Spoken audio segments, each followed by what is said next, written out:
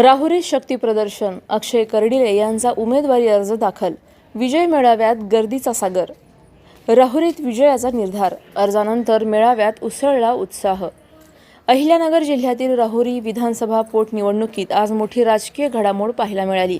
महायुतीचे अधिकृत भाजपा उमेदवार अक्षय कर्डिले यांनी उत्साहपूर्ण वातावरणात आपला उमेदवारी अर्ज दाखल केला.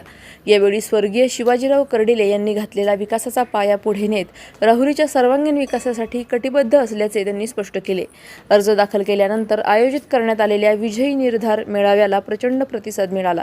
या मेळाव्यात नागरिक, कार्यकर्ते आणि पदाधिकारी मोठ्या संख्येने सहभागी झाले होते.